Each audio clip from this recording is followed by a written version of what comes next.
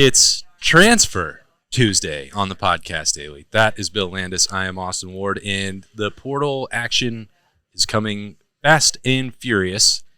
So we're going to run down the list and some of the impact, and it's possible that we might leave somebody out. I think it's quite possible that by the time we finish recording this here show, and certainly before it hits your ears on a Tuesday morning, that more players will have transferred. But we can't keep up. We do what we can with the information we have at this moment. So we'll drop the joke for this 1 week. It is Monday. It is the afternoon, and we're getting ready. We'll break down what's happened so far, and it's been a lot. I don't know. There is a starter that's in there, and we talked about that on a live Snap Judgments on Monday morning with Kyle McCord going into the portal. Outside of that, the next closest, Julian Fleming is a starter, so that'd be number 2. Yeah. That was probably the, most surprising non-quarterback move thus far for Ohio State. I wasn't expecting that one. I thought it was more likely that Julian just might want to move on and try to professionalize and see where that gets him. As a guy who's a really good blocker and I think gives you something with his speed as a receiver. But instead, it seems like he's going to try to do that in another college program, which I suppose makes sense if I'm him, right? Like, I guess you have to take inventory of what Ohio State has coming back next year at receiver, and whether or not you think those opportunities will be there for you. I guess it's not a guarantee that it would be, and if he feels like, he needs to get into a spot where he can be a little more productive as a receiver. He didn't have a touchdown this year. He did. I was looking this up when I was writing for the post we have on Rivals.com. He has almost 1,000 receiving yards in his Ohio State career, which I didn't quite realize. But he was really good in 2022. He had a great year. But I understand maybe like I want to cash in a little more on what I think my potential is. And maybe that wouldn't happen here, but I was certainly not on alert for Julian Fleming to the portal on a Tuesday. Yeah, it's hard to I don't know. NFL talent evaluators and scouts are looking at guys who are good run blocking receivers, but that's not necessarily what they're looking to draft. Yes. And I think for his own stock, I can understand why he may want to go be a primary target, primary receiver, whatever, somewhere else for his professional future.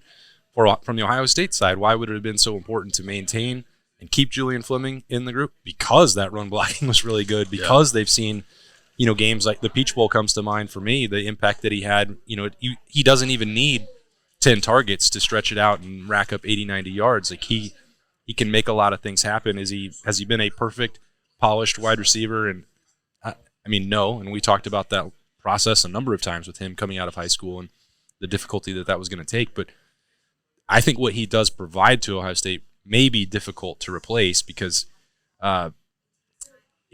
Marvin is an alien. He's separate from this conversation.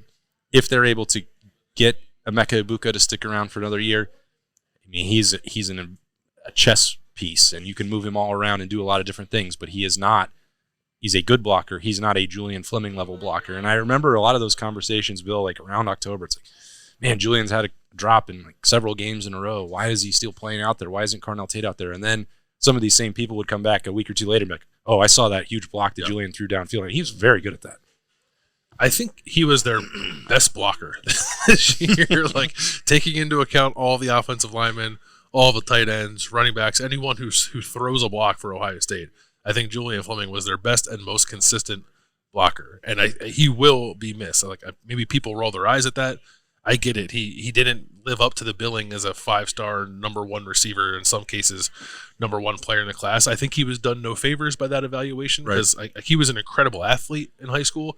He was not an incredible receiver in high school, and you're doing projections there, and that's where he ended up. But that creates expectations, I think, that Julian didn't quite meet. But he was a very important player for Ohio State, and one whose contributions I do think, I agree with you, will be difficult to replicate. All right, so you go down the power rankings. I know it's not a fair way of doing it. Who's the next person who is most likely, you think, to make an impact out of this group that maybe is not ideal for Ohio State? Like some of this, I'm just going to put the caveat right here up front. This isn't to diminish anyone, the contributions to Ohio State or leaving, like their future, whatever. Ohio State had to have a large number of people leave if they were going to make additions. And even if they didn't make additions, they had to have departures just to get to the scholarship number. So just putting them in terms of the potential impact that we projected forward, not a ton of these changed the depth chart, at least as it's currently constructed in my mind, but there were some guys that were closer than others and others who've actually played a decent amount of snaps in big time situations. Yeah, I think that's Jair Brown then, right? The guy you go to next. It was a weird year for him this year. Like he actually played a lot. I had forgotten how much he played as a true freshman, but he started that game against Wisconsin, and then I think he played 200 snaps or so for the defense in 2022, and I thought looked pretty good when he did that. And then this year he was on the unavailability report a few times and just didn't travel to every road game, and it was just a very limited role for him. But I still viewed him as someone who could potentially play a meaningful number of nickel snaps for Ohio State next year, and perhaps even more than that, depending on what Jordan Hancock decides he's going to do. And we don't know that just yet. And perhaps Jair's decision to jump into the portal is a reflection of Jordan Hancock making a decision to perhaps come back for Ohio State's defense next year, which would be tremendous. But I like Jair Brown a lot when they got him as a recruit. I think he has an incredible attitude. He plays with a feistiness that I really like. He's physical as a corner, can play inside, outside. So he was very much someone who I thought still had a pretty bright future here. He's only a true sophomore. He's only been here. He wasn't even here for 2 years. So it's not surprising, because it's hard to say anything anymore is surprising. But sure. When I sort of take a look at the list of guys who have thus far put their name in, aside from the obvious 2 starters that have left, Jair was one that I did think had the potential to play at least more than he has played the first 2 years next year. Yeah, Jair Brown and Ryan Turner both we talked about them going back in the spring. As Ohio State wants to play more of a corner in the nickel, can those guys make the transition? And it seemed like they would get consideration and opportunity. It turns out that Jordan Hancock was the most natural fit for that.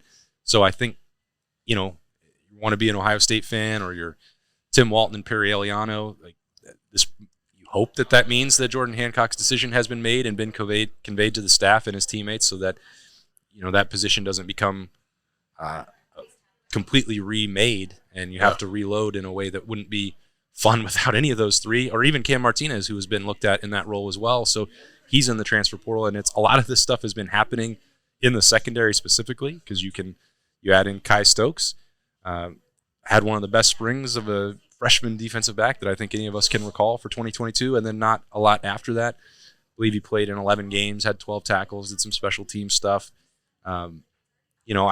He got into games late in this year. He played against Michigan State and Minnesota, if I'm not mistaken, and it seemed like that guy could be a ball hawk. He could play a Malik Hooker role, and that was the conversation that we had a year and a half ago. It didn't quite come to fruition, and who knows if it would or wouldn't have next year. But you look at what does that mean at the safety spot, Lathan Ransom, and then his decision, and where are you going to put Sonny Styles? A lot of these things are interesting conversations, because Kai Stokes, I don't think, was that far away from being someone who could have played for Ohio State. No, I don't think so either. He was another guy who I thought certainly had starter potential here, and they're taking some hits there to their secondary depth, right? Maybe less so at corner. I don't think we expect Denzel Burke to be back, but otherwise I think they're okay at corner. They'll be young, but I think there's a reason to be bullish on what they have there, certainly what they have coming in this recruiting class. But it's not a prolific recruiting class at safety, and now if you're going to lose Josh Proctor, you're going to lose Lathan Ransom. Maybe you get a healthy Jahad Carter, and that helps make the picture look a little better. But yeah, and if you're to include, I kind of thought of Jair Brown more as a safety because of the nickel stuff. So you take him out, you take Cam Martinez out, you take Kai Stokes out. It's not a particularly deep position. I think it's one. I don't know that they're necessarily looking for starter caliber safeties, especially if Jordan Hancock comes back, and Lathan Ransom, obviously. But I don't know that that's going to happen. It's a position that can get a little hairy on them quickly now with some of these depth pieces, leaving the program, and it's just not a spot where I expected them to lose a ton of guys. I feel pretty similar in that regard with Evan Pryor at tailback, because you look at this list and the opportunities to come back. I think Travion, probably the advice would be to go as a running back. Don't let any more mileage come off the tires before you start cashing a bigger check. Chip Trainum played a lot of college football. Maybe that opportunity. Mayan Williams with all the injuries, and then you're talking about just Dallin Hayden and Evan Pryor. Well, Evan Pryor's not in that conversation anymore. And who knows? Someone could drop $1 million on Dallin Hayden's doorstep and hey, you should get in the portal. That situation. McDonald's bag. That's right. Specifically, you're looking at the depth chart and what it could be for Ohio State. Evan Pryor's probably a notch or two below seeing the football field again, then what it might be is very different in the worst case scenario, and then losing Evan Pryor becomes a far bigger deal. Yeah, and I thought his skill set was unique in that room too. Like, in the end, I think Ohio State never did as much as I wanted them to do with Travion Henderson as a receiver, and I think maybe part of that is just worrying about durability, and like we saw him get popped really, really hard in the Michigan game right when they did get him into space on a reception. But I thought Evan Pryor could do a version of that if they ever wanted to go down that road a little farther, and certainly seemed to have like some wiggle as a ball carrier too, right? He was a top 100 prospect when he came out of high school, so. Yeah, it's just that is the strange thing for me with a lot of these decisions. It's like, it's not that they're inherently wrong.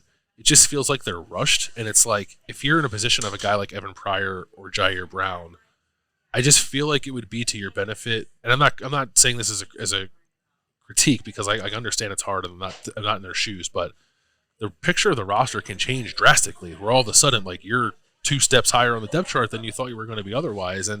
And then if you wait it out and you're not, like, there's opportunities to go elsewhere. If you're a talented player like those 2 guys, I think are still going to be there. Mm-hmm. So that's what's a little confusing to me at times. Like, there are other ones that I think are more clear cut. It's like, you're not going to play here, go somewhere else. Like, but some of these don't feel that way. Some of these feel like maybe that will be the case. And I don't fault you for jumping the gun a little bit on that. But I really do think it could work out where opportunities could have been available for those guys, depending on how some of these decisions go. Yeah, and it's not fun to wait.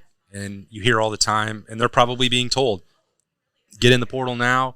You get to come in January. You're going to get to go through winter workouts and spring ball. Plus, here's the money, and it's going to be up front. And that's got to be hard. Like, that part of college football now in roster management absolutely sucks just to cover.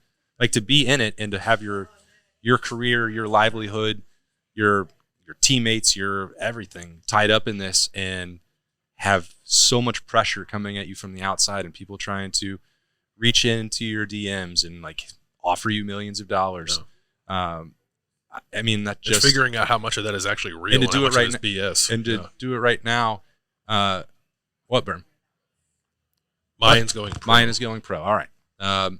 So scratch that one from the Evan Pryor conversation and not from the portal.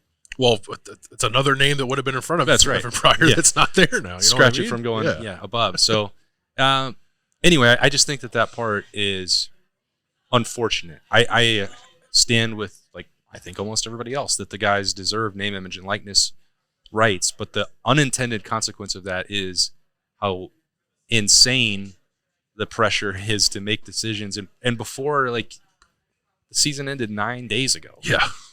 And the decisions from their teammates about whether they're going to go to the NFL or not have not been, like, finalized. There's still another game that Ohio State has to play, and a lot of these guys, whether they're opting out, going in the portal, like, an opportunity with that part is silly to me in some ways. Like, you're not going to go to the Cotton Bowl with them and celebrate the year. Well, right. It didn't end the way that they wanted. I certainly understand all that, but, like, go together and have one last game and go to Christmas and go to the gift suite. Most importantly, maybe that doesn't matter anymore. It used to the Cotton Bowl is pretty awesome. Used to be a pretty big deal, but now that's just like, well, don't worry about sticking out through the bowl game because we're going to give you a couple $100,000 anyway. But yeah, that is my college football is changing in a million different ways. A lot of, like, the conference realignment and the playoff expansion, I'm kind of just a go with the flow kind of guy with that. This roster management stuff, I do think. Is really out of whack, and like I'm not saying anything revelatory there, but I think it puts a ton of pressure on these players to make really important decisions in a super small time frame that I think it does more harm than good. I'm very much a proponent of them getting paid to do what they do, and if these are opportunities to do that, like I'm not saying that's a bad thing, but I think the calendar needs to be tweaked, right? To have this portal open while teams are preparing for bowl games and playoff games, and to your point, like, a lot of their teammates haven't made their draft decisions yet, and especially moving forward when there's a 12-team playoff, like, some guy might be unsure and then play out of his mind in the playoff and decide he's going to go, and then, like, that changes the dynamics of the roster. So I think I like the idea of portal windows and specific times to do this. I think this is maybe the worst time of year to do it because it just creates utter chaos and I think confusion for a lot of the players. I think it's the awkward marriage of the professionalization of student athletes. This is not not to say that it should go back. I am not saying that at all. But when you have school presidents and athletic directors and the NCAA all, and then eventually the federal government being involved, and you're tying people's eligibility around that they still have to make grades and go to class, and then the semester starts in January. Yeah. Like, I understand that their hands are tied of where they could really realistically put that, because they're not just going to suddenly say, well, you know what, if you're a football player, you can show up. We're going to move the window back. NFL draft deadline is like January 15th to 17th, and then we'll have the transfer portal in the third week of January until the middle of February. And then you have like the administrators of the school being like, no, that's half of.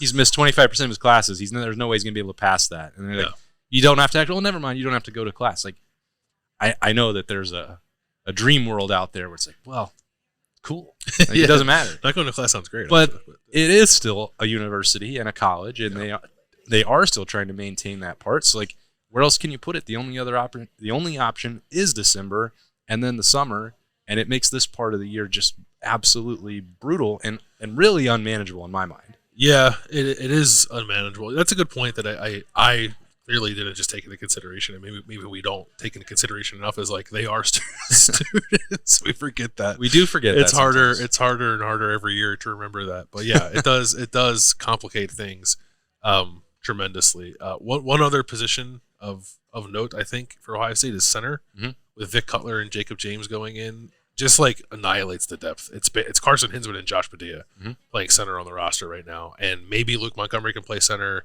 Maybe teach Degger Shabola how to snap. But 2 scholarship centers on your roster is certainly not ideal at the moment. Yeah, and Jacob James fits in that. I mean, longtime program guy, down the road, in-state, wanted to be a Buckeye. I think we thought, coming off of the shoulder injury and everything a year ago, that he would have a good shot to potentially win that job. Didn't, but you never heard any, complaints about that. Like, it was my turn, I'm going to go do it. Just went out and did his job. And so you can understand that spot for him. He wants to find somewhere to go play, and I believe he's got that diploma in hand and participated on senior day. So you can understand some of that stuff. It's not every case is going to be about Ohio State players being lured into the portal with huge bags of money. Like, this is a more traditional, graduate transfer situation. Yeah, I think so. And unfortunate timing for Jacob to not be healthy enough to compete for the center center job. Basically, once the 2023 lead-in offseason started, he had, I believe, shoulder surgery. He just wasn't able to compete during the spring, and then by that point, by the time he's ready to roll in June, like, a lot of the hay is in the barn, I guess, for that competition. And just never really felt like he had much of an opportunity to get back into it when Carson Hinsman kind of took that job, and Vic Cutler was there too. So a little bit of bad luck, I think, and probably more opportunity for him to truly be backup offensive linemen are really important, right? And I think he served that role well at Ohio State, but he wants to go somewhere and play more, and I don't fault him for that. Yeah, and I'm sure he will. I don't know where specifically that might be, but somebody with his amount of physical development and years, there is no shortcut on the offensive line. You need that time, you need that strength, you need that understanding, and I think he'll probably be a starting center. I mean, maybe it is dropping down to the MAC. That I don't know. I don't know what the options out there. Who desperately needs a center? But I think that would be one he would have an opportunity to do that, and you certainly understand him taking that. And that's the way it is for a lot of these guys. I don't fault them for making the decisions that they are in any way. These are the rules of engagement now. If there's money to be made, I mean, who can fault anybody for trying to find a better job or a better play? Like, that is ultimately the American way. College football itself seemed like removed from that for so long, and it was like, I know that it's a huge frustration for Berm to cover that when the recruiting part aspect and all those rules have changed, and we're looking at the current roster and what positions Ohio State needs, which ones they're going to lose, and all. It's more complicated than ever before, but the freedom and ability and desire or whatever else for these guys who are still kids and 18 to 21, and I'm okay with that part. Like, if we have to be, adjusting to a new era of roster management and the sport doesn't look the same of what we grew up watching, like, All right. Well, that's the trade-off. That's the way it is. It is. Yep. It's the way of the world. And I think maybe just one of the, like, I don't view any, this is a lot of transfer movement, right? And I think people might be looking at it saying, like, what's going on at Ohio State? It's like, look around the country. Yeah, no, they're not. They're not the only one where this is happening. And, if like Kyle McCord is a different animal, and we talked about that. But I think a lot of this is just like normal roster movement in a world where you can only have 85 scholarship players, and Ohio State needs to bring in another recruiting class. Like, guys are going to leave, and that number is going to be pretty big most off seasons. Yeah. And we've talked about that in previous years. Like, Ohio State's been better than most and almost everybody in terms of roster retention. But the unfortunate consequence of doing that, and this sounds like a crazy thing to say, is if you do that 2 or 3 or 4 years in a row, then one massive bill comes due. That's right. Yeah. So all of a sudden you're like, we have 140 scholarship players. What are we going to do? And then this happens. Yeah. And then the portal gets busy, which it has been for Ohio State. Not any movement yet for the Buckeyes in as the portal opened on Monday, but plenty of action going the other way. And we've been trying our best to stay on top of that for you on the podcast and to be ready for the podcast daily. This has been the Tuesday edition, looking at the transfer portal. That is Bill Landis. I'm Austin Ward. Thanks again for joining us. We'll talk to you later.